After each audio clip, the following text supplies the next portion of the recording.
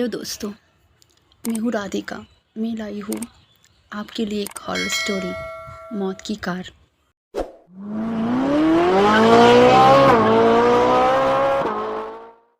दिसंबर की वो हर कपकपाने वाली ठंडी रात थी।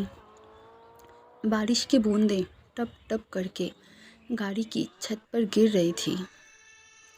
जब राजेश और प्रिया एक सुनसान रोड पर अपनी दोस्त के घर नए साल के जश्न मनाने के लिए अपनी गाड़ी में जा रहे थे, रेडियो पर धीमा धीमा संगीत बज रहा था। तभी अचानक से रेडियो पर गाने की जगह एक समाचार प्रसारित होने लगा। एक मानसिक रोगी आगरा के पागलखाने से भाग जाने के पश्चात आगरा पुलिस ने आज शाम एक गंभीर चेतावनी जारी की है।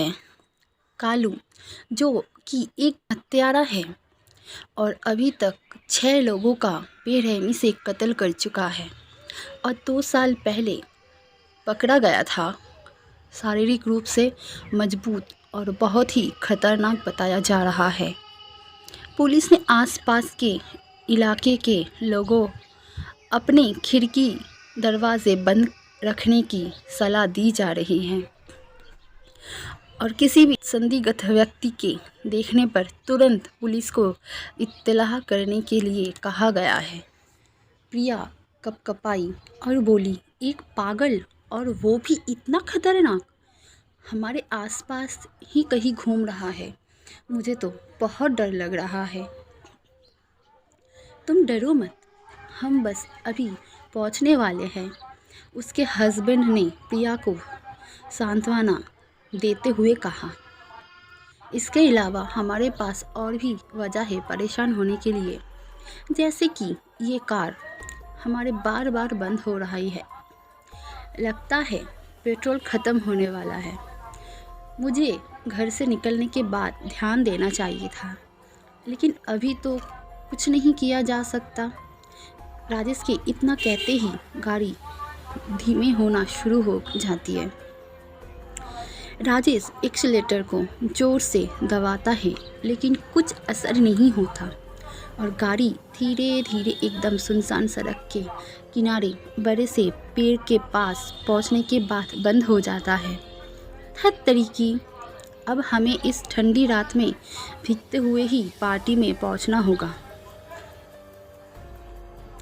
लेकिन उसमें तो 1 घंटा लगेगा, प्रिया बोली। और मेरे ये पार्टी वेयर ड्रेस और हाई हील पहने हुए इतना पैदल कैसे चल सकती हूँ? मेरे तो ड्रेस ही खराब हो जाएगी।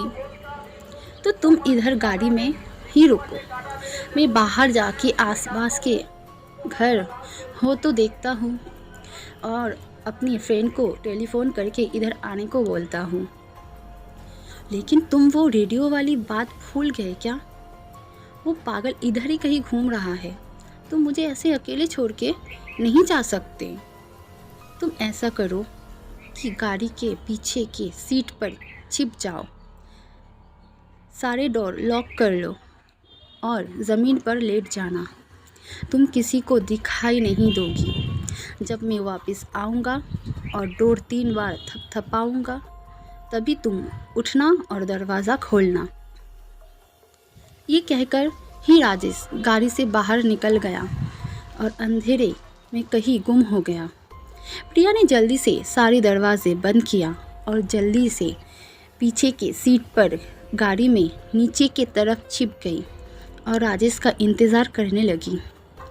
वो काफ़ी डरी और सहमी हुई थी। तभी अचानक दरवाजे में अजीब सी खरोचने की आवाज़ आने लगी। प्रिया की तो जान ही निकल गई, लेकिन उसने हिम्मत से काम लेते हुए ढंग से सुनने की कोशिश की। तभी उसको 3 थपथपाने की आवाज़ सुनाई दी, एक के बाद एक। क्या ये आवाज़ राजेश ने की थी? क्या प्रिया को दरवाज़ा खोल देना चाहिए? तभी उसको एक और थप सुनाई दी और उसके बाद एक और। ये पक्का राजेश नहीं था, ये कोई और था, ये कोई जंगली जानवर। प्रिया की डर से मारे जान ही निकल जा रही थी, लेकिन उसने बिल्कुल आवाज़ नहीं की और चुपचाप नीचे लेटी थी। थप थपाने की आवाज़ बंद नहीं हुई। थप थप थप थप थप। कई घंटों के बाद जब सुबह हुई और सूरज निकल आया, प्रिया अभी भी गाड़ी में नीचे छुपी हुई थी।